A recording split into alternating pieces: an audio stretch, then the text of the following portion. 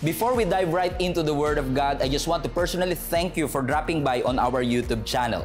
This message was recorded during our weekly worship experience. So if you are in the area, visit us. We would love to worship with you in the flesh.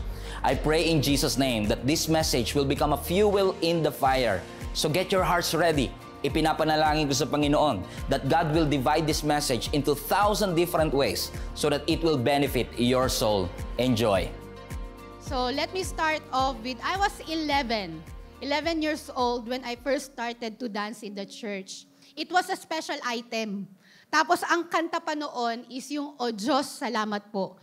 Para sa mga matagal na sa church, mga nag-90s pa lang nag-church na, maaring alam niyo yung kantang ito. Huwag rin po kayong mag-alala kasi hindi naman po ako kakanta. Pero ang sabi po ng awitin is that, O Diyos, salamat po sa kabutihan mo. Ang dati kong buhay, iyong binago. That's the first song na naaalala ko pa na sinayaw ko. I can still remember yung steps ng sayaw. Pero baka sumakit yung balakang ko mamaya, so hindi ko na itutuloy. And then at 11 also, during those years of my teen, I also helped in the media ministry. Ang media ministry po nung 90s, hindi kagaya ng mga nakikita niyong tech natin sa likod. Pwede niyo ba palakpakan yung mga tech natin sa likod? They're doing a great job. And even our worship leaders, our worship team. Palakpakan naman natin ang Panginoon with their lives. Kahit na hindi ako naging worship leader noon. So, media ministry, naalala ko yung aming worship team head noon is that binibigyan kami ng list of songs, tapos papagawa ko yun sa acetate, dadali mo sa overhead projector. So, I can operate that, I can do that dati nung bata pa ako. And at 16, I became the dance team head ng church. Yan. Hindi po tayo nabiyayaan ng ganda ng boses, ganda lang po ng mukha at galing ng sayaw. Ang kabal ng mukha. Kanina kabado 20 tayo, ngayon sumobra naman. And at 18, I started teaching in our cell group. Dati, lagi ko sinasabi kay Pastor Stephen, buti naaalala mo pa yung first time na topic mo, yung topic niyang friends, during after daw ng kung narinig niyo na yung story na yon about friends, tas 15 minutes lang siya, dahil wala na siyang masabi. Ay, 10 minutes lang, wala na siyang masabi. Ako hindi ko talaga maalala. Pero while doing this topic, pinaalala sa atin ng Panginoon, now I remember, the first time na I teach in our cell group, ang first topic ko ay Surrender Benjamin. Yan. And then, after that, I became part of the youth leaders. Yan. Kasama ko si Pastor Stephen noon. And at 22, I joined mission trips. A regional conventions for young people. So, I got the privilege to minister doon sa halos mga kaedad ko. Mga kabataan, the future leaders of our generation. And then, at 24, I remember during those 20 to 24, I was asked to join ng trainers training ng ating Bible Training Center ng GIA, ang School of Workers module. So I trained as a trainer at 24. And I remember preaching on Sundays 3 times. I remember pupunta kami ng GIA Pulilan, one of our church extension here in GIA Monumento. Morning, nandoon ako, early morning, babiyahe kami at 5 o'clock in the morning just to be there kasi medyo malayo. Tapos pagdating doon, mag-preach ka with all your might and with all your heart. Pagkatapos noon, pupunta ako ng bandang pahapon na, doon na kami mananghalian, hapon na pupunta naman ako ng GIA Valenzuela dahil attend ako ng School of Workers. Magtuturo ako about faith. Still remember that. Pawis na pawis ka with all my might. Ituturo ko ang faith. And then after noon, kasi at that time ang GIA CMNB ay watak-watak pa, may Caloocan pa, Malabon pa, tas kinombine lang sila. And then after noon, didiretso ako ng GIA Katmon, Malabon.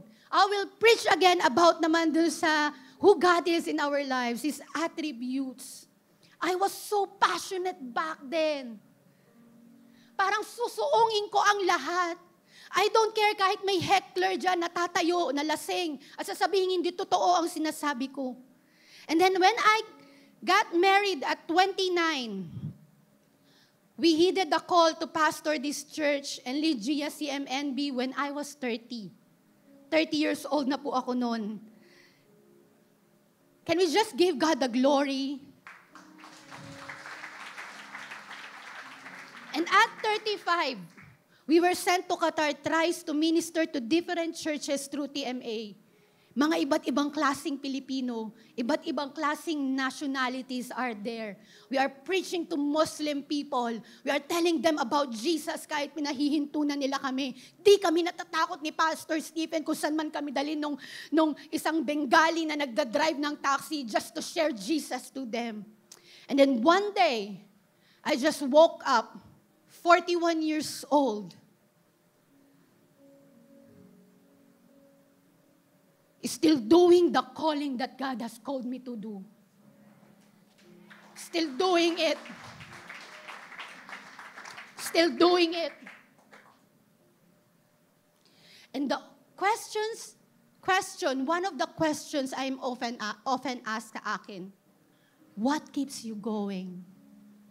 What keeps you going? What keeps you going? What's driving you? Why are you passionate? Bakit hindi ka humihinto? Bakit at the age of 11, kahit hindi ka marunong sumayaw, dumiretso ka pa din?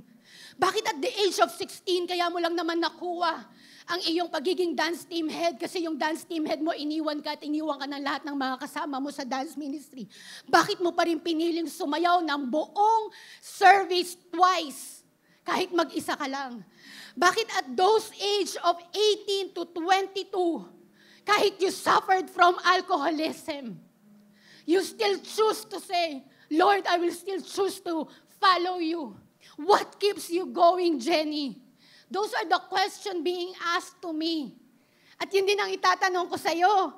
What keeps you going? The title of my message is All Fired Up. Can you just turn to your neighbor right now and say, I'm all fired up. Sabihin mo with all conviction and with all passion. Sabihin mo, I'm all fired up. I'm all fired up. Can we just put it in the chat? I'm all fired up. Tapos tag your friends and your family. Are you ready for the word? Amen. I'm all fired up. Sabi po later I will answer that question. Sabi po ni Paul sa mga taga-Roma in Romans 12:11.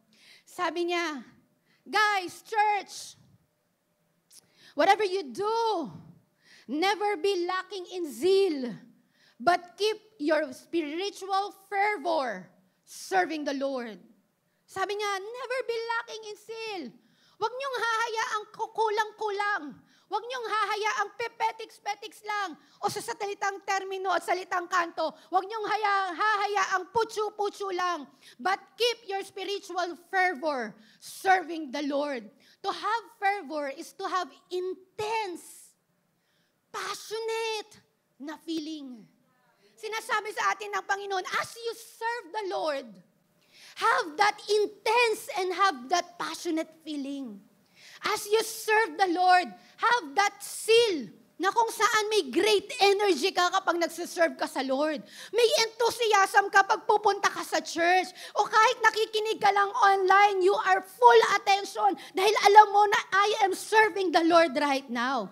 Ang sinasabi sa atin ni Paul sa Romans 12:11, wholeheartedly serve the Lord. Keep your spiritual fervor. Huwag mong hahayaan ang spirito mo ay bumaba. Be passionate in what you do. Don't settle for anything less. Give everything to God. Yung best ang ibigay mo. Because He deserves it. Sabi ni Paul, never be lacking in zeal. Keep your spiritual fervor serving the Lord. We exist to spread a passion for the supremacy of our God. Do it all passionately. Pwede mo bang bulungan yung katabi mo, sabihin mo, passionately. Pag mo masyadong paririnig dun sa nasa likod mo, sabihin mo sa kanya, passionately.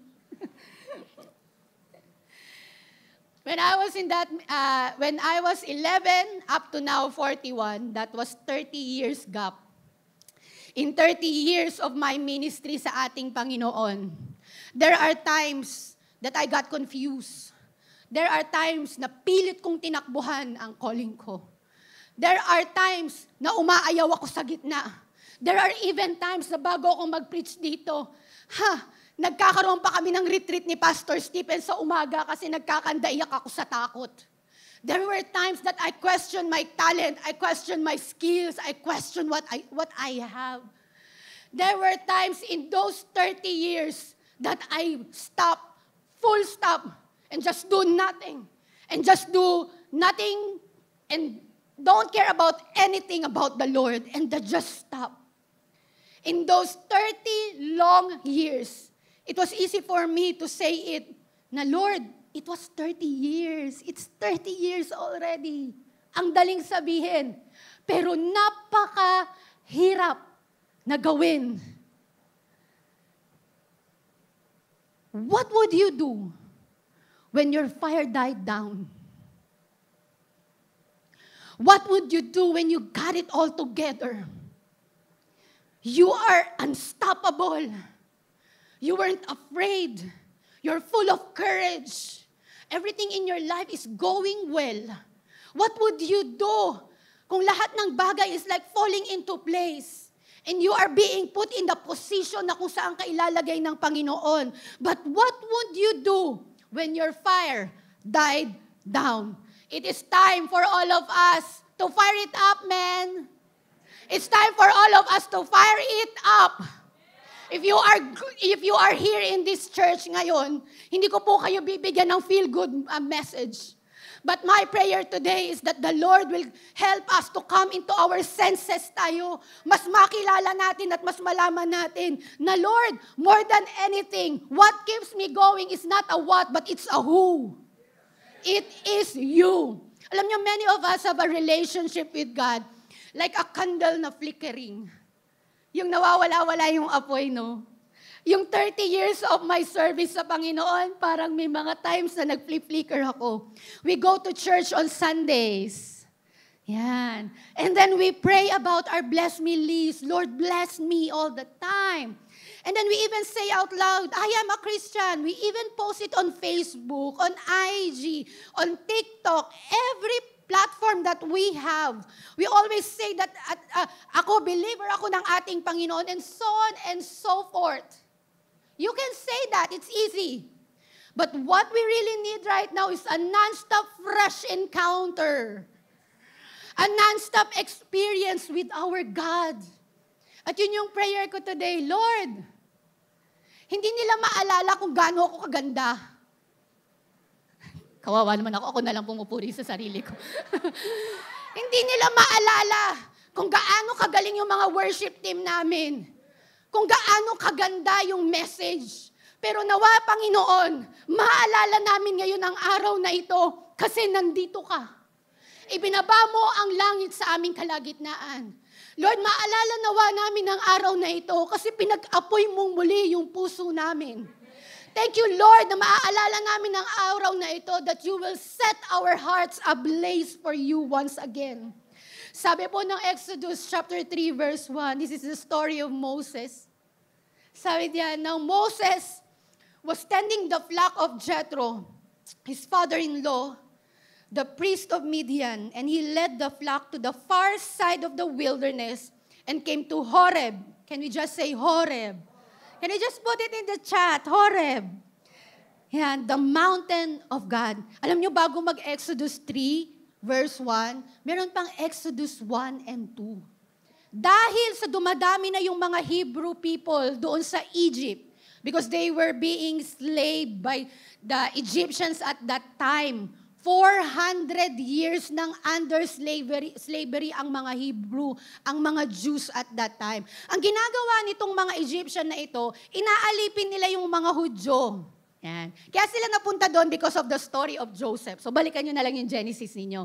And then after that, is dumadami na yung mga Hebrew, hindi na sila mapigilan yung mga Israelites sa kanilang pagdami, kung kaya na-overpower na nila yung mga Egyptians. So ang sabi ng Pharaoh, pwede ba lahat para ma-stop yung generation?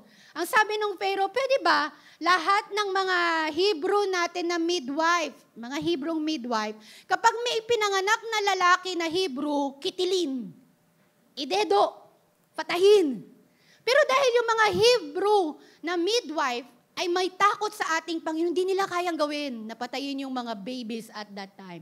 So ang inutos ni Pharaoh, itapon ang lahat ng mga lalaking baby sa Nile River.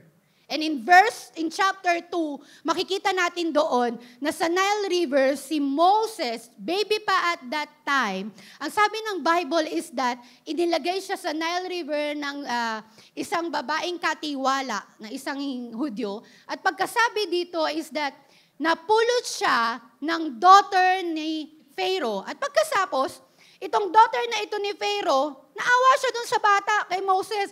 So ang sabi niya, idalagay ko ito dun sa amin, dinala niya ito dun sa palasyo, pinakain niya, pinatira niya, inalagaan niya. Kaya si Moses, tindig Egyptian.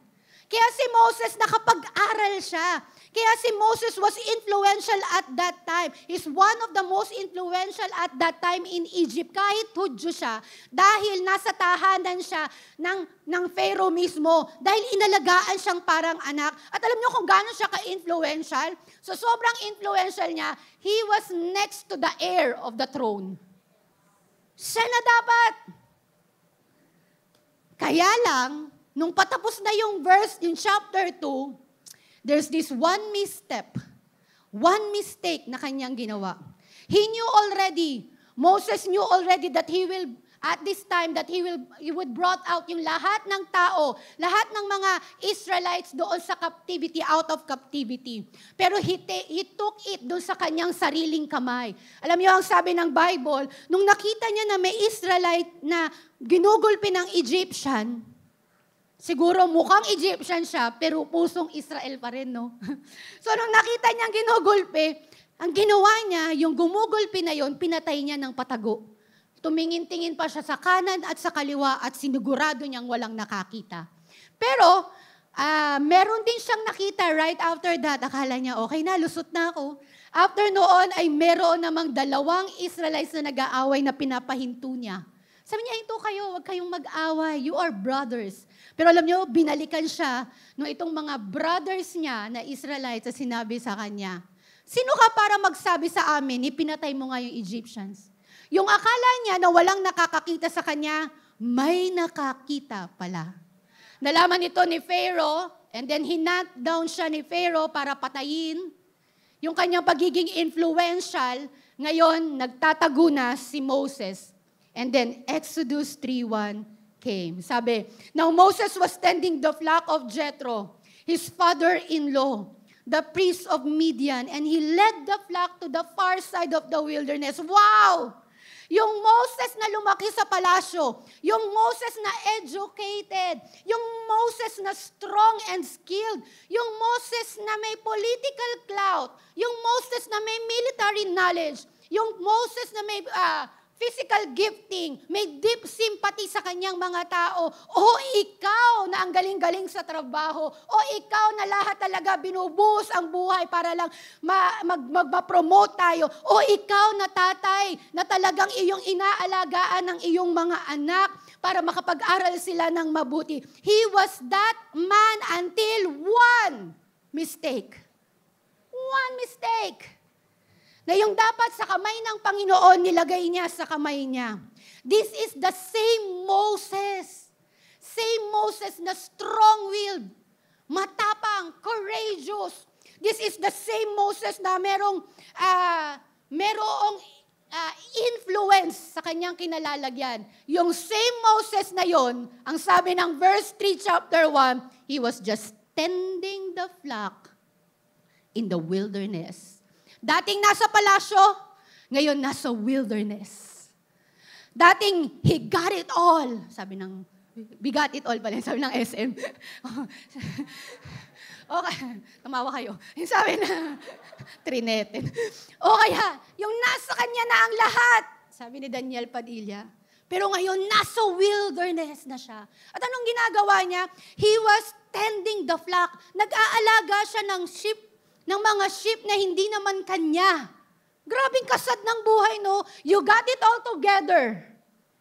You're one of the most influential man during his time. Pagkatapos, eto ako ngayon, here, sa wilderness, tending. Tending lang. At alam niyo ba, he was 40 years old when he committed that sin. At alam niyo, ang sabi ng Bible, doon sa Exodus 3:1, when he was about to meet and encounter our God, he was already 80 years old. Ibig sabihin, he fled Egypt, 40 years old siya. Pagdating niya ng Midian, 40 long years, men. He was just tending flock. Nag-aalaga siya ng hayop na hindi naman kanya. Yun lang ang kanyang pinoposisyon na maaring in his mind, bakit ko ginagawa to? I was supposed to deliver the Israelites out of Egypt. Ako dapat yung magdi-deliver sa kanila out of dun sa 400 na slavery na yon. Pero bakit nandito ako sa wilderness? For 40 long years, siguro sinasabi niya sa sarili niya, if I could only turn back time, at itama ko sana yung pagkakamali na yun. And I wonder whether there's anyone here today who are leading sheep. Life is not working out like you had hope it would be. Sabi niya siguro, ang tagal na. 40 years akong nag-iintay. If I could just go back, redo it, rehash it, correct it, you would if you could, but you can't. Are you in that kind of position right now? If I could just turn back time, you would if you could, but you can't. If I could just turn back time, na 10 years ago, sana pinatawad ko na yung kapatid kong namatay. You would if you could, but you can't. Ganun yung feeling ni Moses at that time eh. Habang nagbungungoy siya sa wilderness. Paano mo babalikan ang isang bagay na hindi mo na kayang balikan? And so you're just trying to make it every day. Gigising sa umaga, magtatrabaho ng mabuti, magpapakamatay sa trabaho para sumahod ng malaki. Ang taas kaya ng cost of living ngayon. At pagkatapos uuwi ako ng bahay, kakain ako, doon kasama yung mga pamilya kong ang gulo-gulo, yung aming relasyon, lagi kaming magkaaway, flip-topper po kasi ako dati. And then pagkatapos noon, matutulog ako sa gabi, pagkatapos, just another day for me. You're just trying to make it. You're just doing the best you can with what you got and trying to call it life. Sabi ng Panginoon sa John 10:10, the enemy, very deceptive. Sabi niya, he came here to destroy, to kill, and to ano? To steal. He came here to steal, to kill, and to destroy. Pero ang sabi ni Jesus, but I have come that you may have life and have it to the full. So what are you doing, guys? If Christ, na sinabi niya sa atin, I have come that you may have life and have it to the full. Ang tanong, anong ginagawa mo? What are you doing with your life right now? Are you just tending this sheep? God has something greater for you, guys.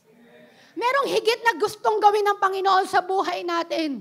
Pero hindi pwedeng yung dating ginawa ng Diyos, mapapako ka na doon sa dating ginawa ng Diyos at makalimutan mo nang yung pwedeng yung wilderness na meron ka ngayon is something na kine-create ng Diyos at pinaplano niya para sa gagawin niya sa ngayon. Sabihin mo sa katabi mo, huy, nabigyan ko kayo ng pagkakataon, huy, ilagay niyo sa chat. Tapos ang sabihin mo sa kanya, mabuhay ka. Mabuhay ka. Sabi doon, no, now the mountain of Horeb, he was doon sa far side of the wilderness. Siguro nakayuko na lang siya lagi, no? I remember in 2008, nagkaroon ako ng breakdown ng pimples. Talagang tagtad. Pag pumupunta ako sa church, nakayuko na lang ako lagi. Tapos parang wala na akong bukas. I was not present in my present at that time. Parang ang init na ng ulo ko sa mga tao nakapaligid sa akin pagka, ba't may pimples ka? Kasalanan ko ba yun? Hindi ko alam, nagtubuan sila, ganyan. Pag pupunta ako sa church, nakayuko na lang ako. Tapos parang if I could only turn back time, sana ganun ulit kakinis, yung ganyan. I remember si Moses ganun, kung pwede ko lang ibalik, hindi ko pinatay yung Egyptian. Pero, ang sabi habang naglalakad siya, mula doon sa far side of the wilderness, he came to Horeb. The mountain of God.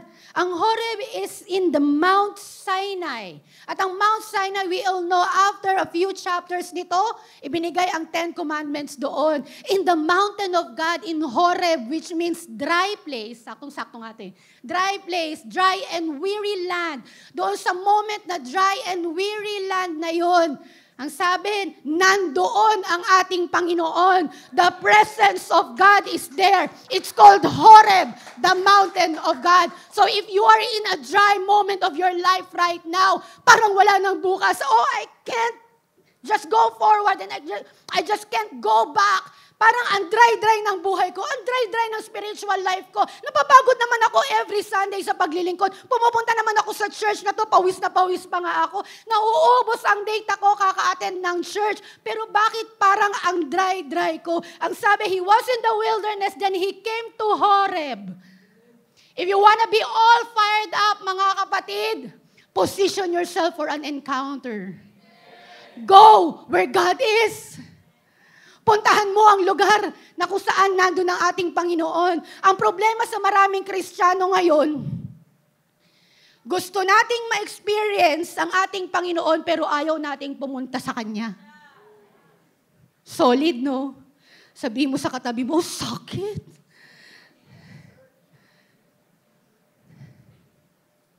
Before he experience na maglumiyab muli sa puso niya, kung sino siya at kung sino siya sa Diyos, he is already in God's vicinity.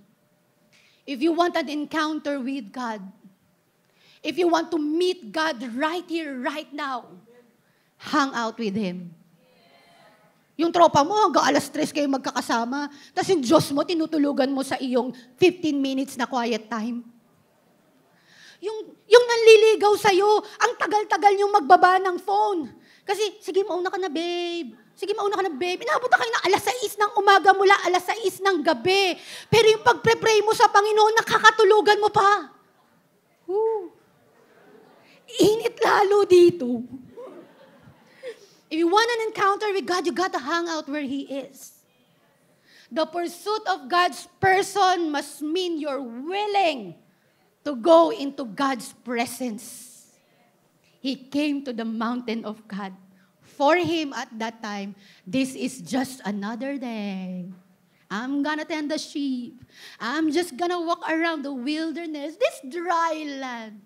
And then, yun yung kanyang plano. Pero iba ang araw na yun para sa Diyos. So as long as you insist na, Lord, long distance relationship lang tayo that's what you'll have. Long distance relationship with God. Kung ini-insist natin, Lord, situationship lang tayo Di siguro naiintindihan ng mga medyo mga millennials o kaya ng mga Gen X.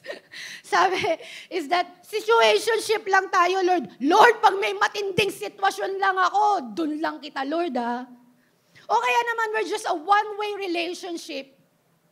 God loves you and that's it. O kaya naman, without label, I come to church, but I'm not gonna give my life to you. I just come there. Kasi we Filipinos, we come to church on Sundays. That is precisely the relationship you'll have. It will be absent of an encounter. In GSCMNB, we are praying that we say we are a Christian and we live by it. Hindi tayo Christian, but one without an encounter. Sabi ng Exodus 3:2, there the angel of the Lord appeared to him in flames of fire from within a bush.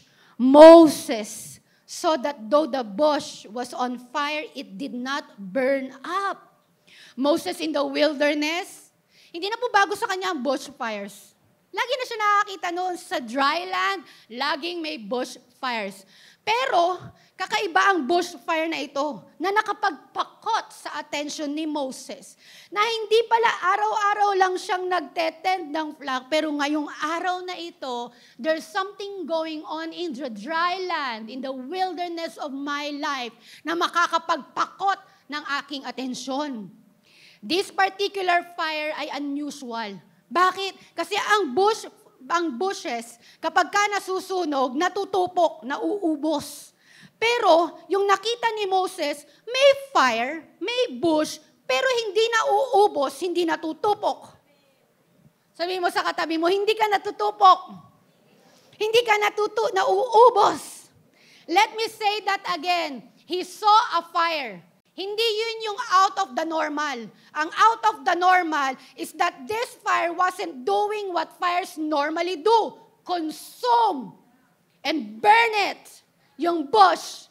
And I pray right now that, Lord, that you, as you set our heart ablaze, that you, as you set our heart right now with fire coming from you, Panginoon, maging kagaya kami nito, Panginoon, na kahit anumang dumating sa amin, hindi kami matutupok. Na kahit anuman ang aming kaharapin, hindi kami mauubos. Wow! It was amazing for him. Nabigla si Moses eh. Paano yung nabigla? Ang hirap niyo patawanin. Kailangan ko pagpawisan ng mga isang balde. You know, what he saw was a contradiction. He saw something taking place outside of the norm. One of the ways na malalaman mo na nandyan na at may encounter mo ang Diyos, if there's something going on in your life that is out of the norm. Interesting. Pero, ang mali nating lahat, we ignore it. Sabi ng Exodus 3:3, biruin mo how we ignore it, ah. Sorry, buti hindi naman na-flash. Ignore it, ah. Di ba? Outside of the norm, yung wala ka ng pambayad ng Meralco, pero nakapag-tights ka pa. Outside of the norm, na yung talagang araw-araw, gabi-gabi, lumalagpas ng 10:00 na nagkakaraoke yung kapitbahay mo. Buti sana akong Morissette yung boses eh. Jenny yung boses niya eh. Tapos, binigyan mo pa siya ng ulam kinabukasan. O kaya binilhan mo ng bagong mic. It's out of the norm. Nagpapatawa lang po ako ng konti. So sabi ni Moses, nung nakita niya, hindi niya in-ignore. So Moses thought, I will go over and see this strange sight, why the bush doesn't burn up. He didn't skip it. He investigates it further. Sabi niya, I've got to understand, why is this thing happening here in this dry land? Why is this happening right now? I've got to understand, bakit nangyayari sa buhay ko to ngayon? Bakit ito ay nangyayari sa pamilya ko ngayon? I've got to understand the purpose behind it. Bakit ako nakalagay sa church na to? Bakit ako kaparte ng pamilya ko? I've got to understand. And when the Lord saw that he had gone over to look, God called him from within the bush. Ang sabi ng Lord, Moses! Moses! Taas ang boses ko, no? Alto yan. Ala sa tono. Kakarami tayo, ha? Iba pala talaga yung 3:00, no? Pwede mo bang sabihin sa sarili mo, as if tinatawag mo, twice din yung pangalan mo. Sabay-sabay tayo, ha? Ganon din sa ating global family. Lagay nyo naman sa chat, twice din. Pwede man natin sabihin at the count of 3. 1, 2, 3. Jenny! Jenny! And Moses said, sabay-sabay tayo, here I am. God did not call him, kahit nasa vicinity na siya, tinawag lang siya ng Panginoon nung nag-respond siya doon sa contradiction. Nung nakakita siya ng, it doesn't make sense, Lord. Kaya kung may it doesn't make sense kayo sa buhay nyo ngayon, now, God is calling you right now. Second point, when God shows up, don't ignore it. When God shows up, don't ignore it. Kasi when we respond to what God has done in our lives, He will give you more. Kapag nag-respond ka sa ginagawa ng Panginoon sa'yo, even if it doesn't make sense, He will give you more. That's actually the principle in Matthew 13:12, na nung sinabing, whoever has will be given more, and they will have an abundance. Whoever doesn't have, even what they have will be taken from them. Which is another way of saying, when God shows up, don't ignore it. Remember this mga moments, it doesn't make sense moment in the Bible. Si Jehoshaphat, the story of Jehoshaphat. Do you remember that story? Mga Bible readers nating mga kapatid dito. Yung story na ito, they were about to be kubkob. Lalabanan sila ng 3 nations. Di nila kaya. Talagang sila, ma-overpower sila noon. Pero ang sabi ng Lord sa kanila, ang command ng Lord sa kanila, Jehoshaphat, tipunin mo yung lahat ng mga umaawit, mga Levita, mga worshipers, mga nagsiserve sa Panginoon. Pagkatapos, ilagay nyo sila sa unahan ng marcha at kakanta lang sila dun sa ating Panginoon. Habang yung mga soldiers nasa likod. Alam nyo bang that's a lousy strategy pagdating sa war? 3 nations yung kanilang kaaway. Bakit yung mga kumakanta yung nandun sa harap at mga worshipers? It doesn't make sense. But they did it anyway. Ang sabi ng Bible, pinanalo sila ng Diyos na ang nasa unahan nila mga Levita. Ooh. It doesn't make sense moment. Remember Elijah?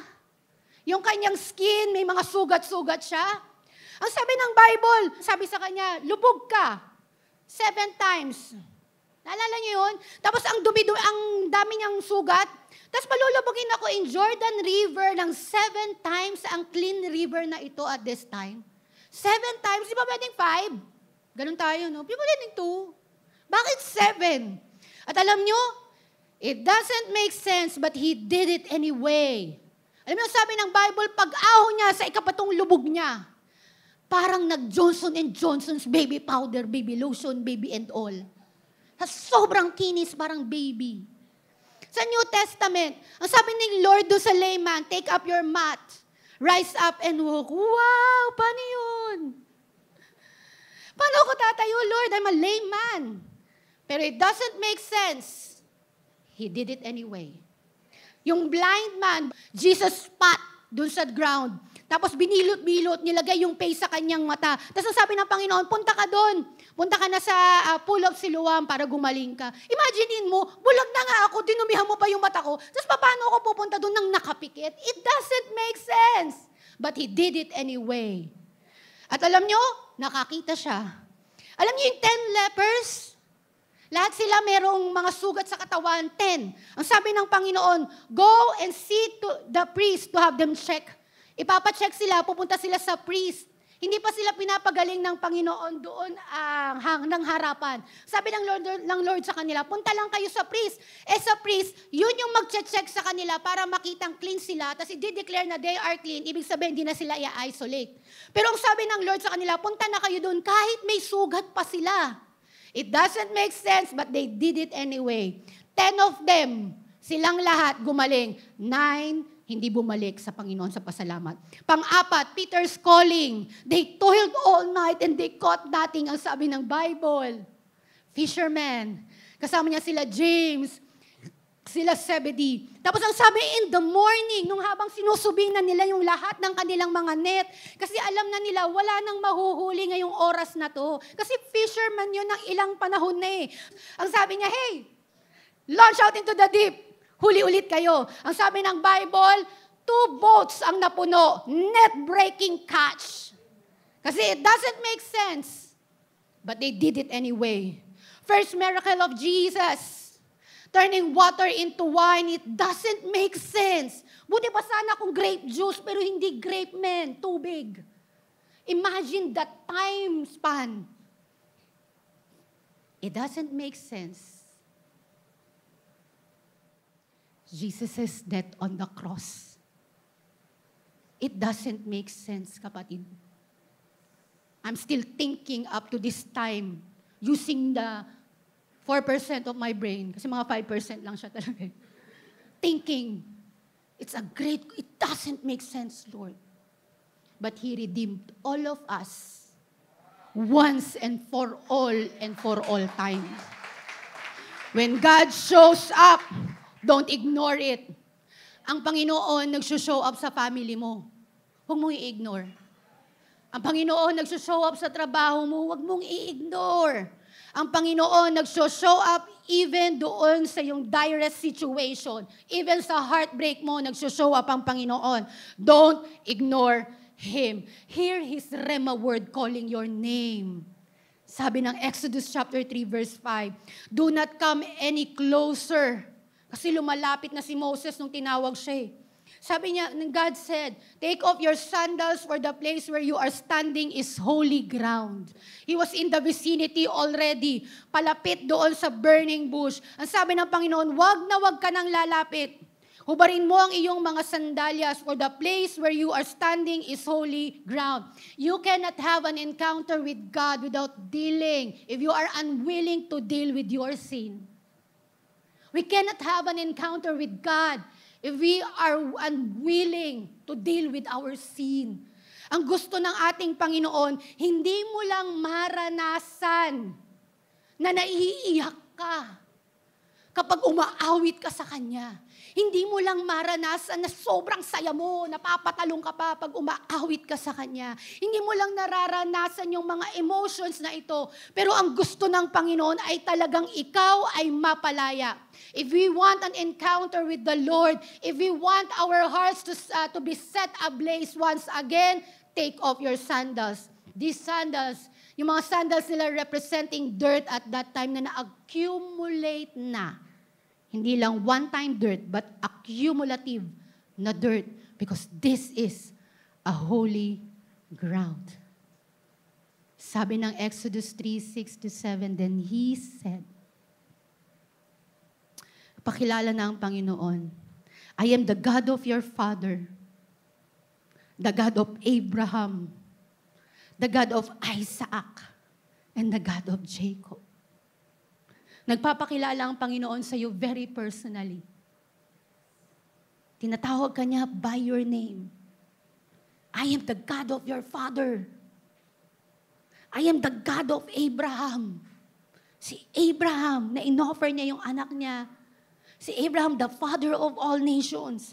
Si Abraham, na sa gitna ng drought, kaya niyang makapag-produce at makapagtanim at makapag-plant at kumain ng kanyang pamilya.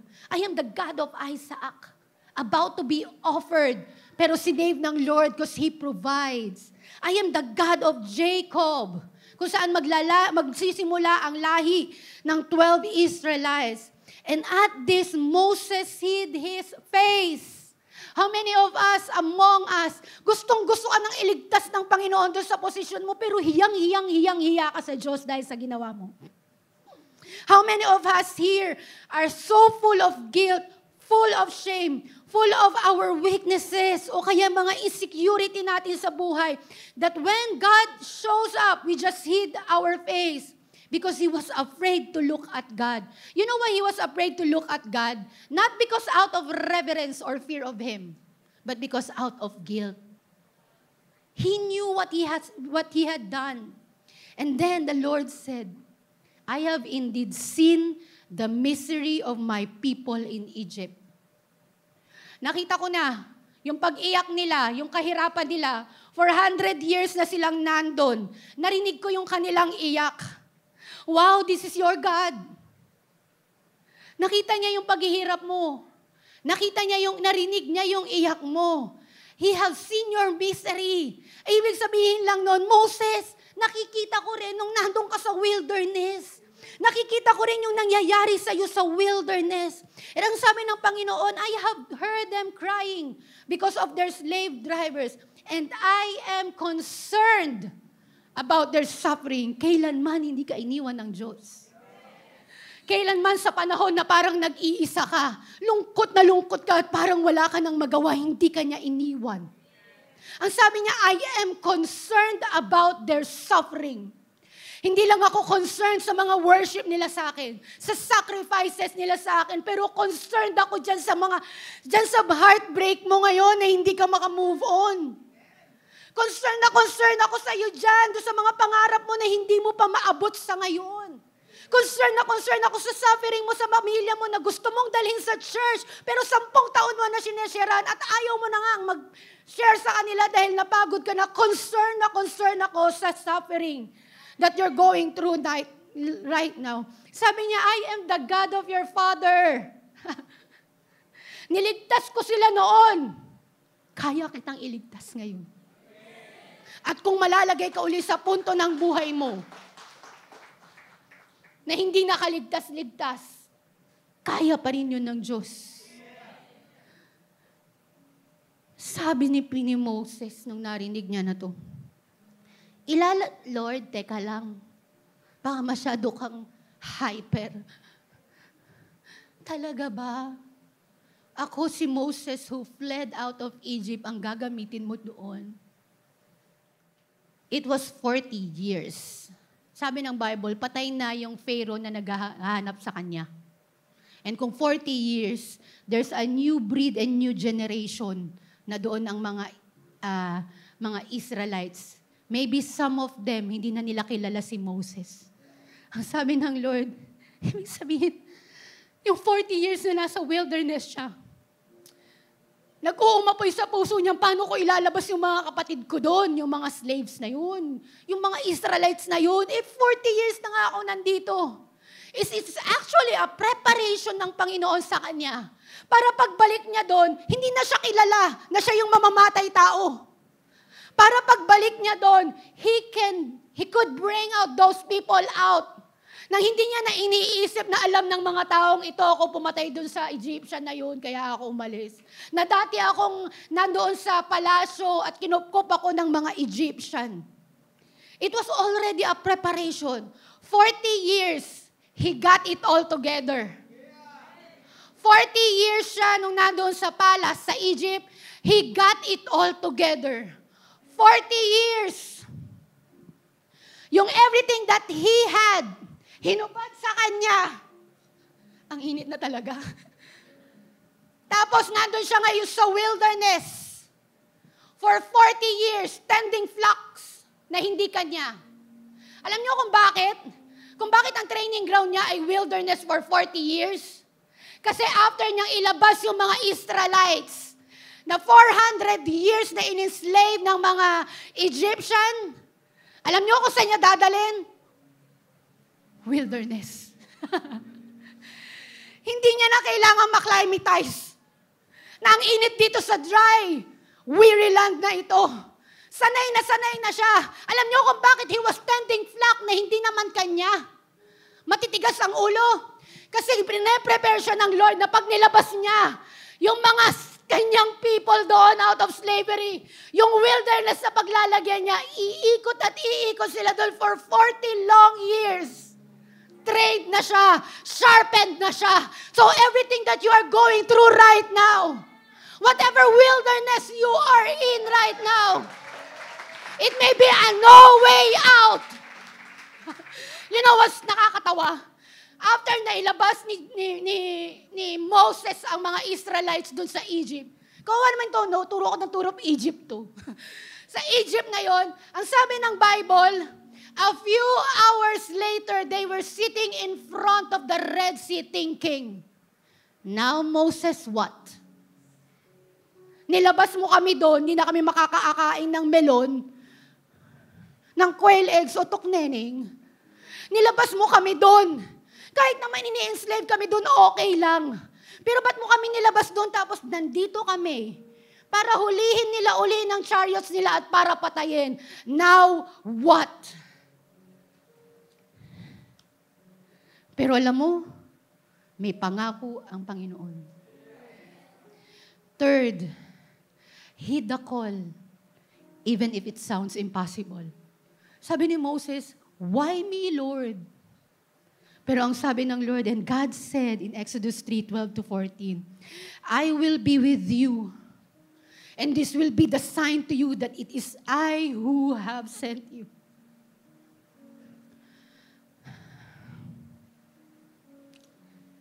When you have brought the people out of Egypt, you will worship God on this mountain. Dito sa iyong pinagtataguan, kahit dahil bumagsak ka, this same mountain range, hindi lang ikaw ang sasamba sa akin, but those people na pinangako ko sa iyong ilalabas natin sa Egypt, kasama mong sasamba sa atin. In this same mountain. Sabi niya, you will worship God in this mountain.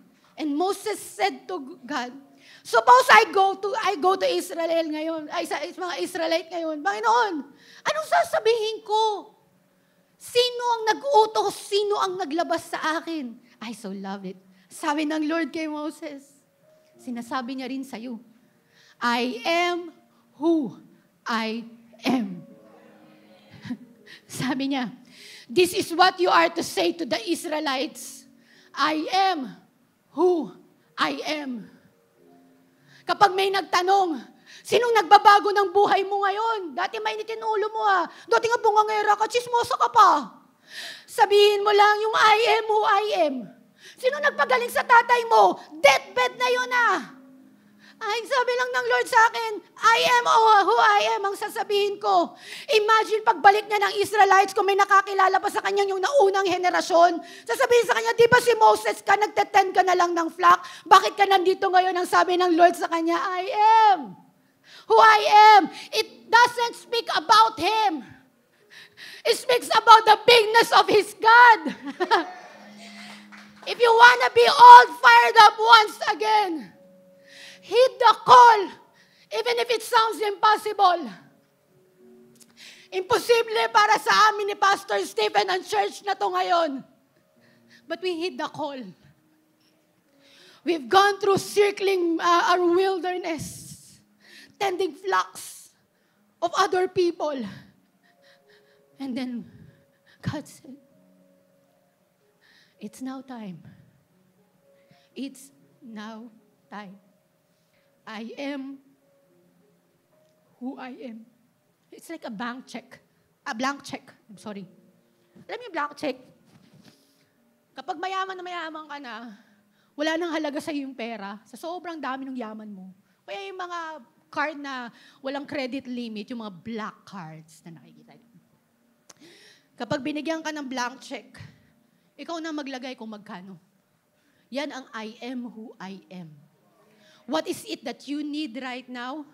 Healing. God is sufficient. He can bring you the healing. He can even bring back to life ang namatay. What is it that you want right now in your wilderness? Blank check. I am who I am. Kaya tayo pinag-aapoy muli ng ating Panginoon. Hindi lang para maging anointed ka. Sa lahat ng ginagawa mo, whether be it your service sa family mo, sa service mo sa family mo. Pero kaya tayo pinag-aapoy ng ating Panginoon kasi may mission ka. Big job yung pinapagawa kay Moses. Ilabas yung mga slaves ng Egypt, which is the Israelites. But I want you to know, God is with you. When you're between a rock and a hard place right now, that's actually a great spot to encounter your God. You couldn't go back. You couldn't go forward. You cannot go anywhere. It's like you're just trapped. But guess what? It was a trap sent up by God. A trap set up by God Himself so that God could give you a fresh fire. To know Him more, of what His power is like. That is our God. So if God's got you trapped, you don't know which way to go, kahit saan ka pumunta, wala ka nang mapuntahan. Look up because God is preparing you to run smack dab into His greatness, power, and His deliverance. He's preparing you. Come on, sabihin mo sa katabi mo ngayon, alug-alugin mo siya, sabihin mo, I'm all fired up. I'm all fired up. When it comes to my God, when it comes to Jesus, I'm all fired up. Lord, this is what we want.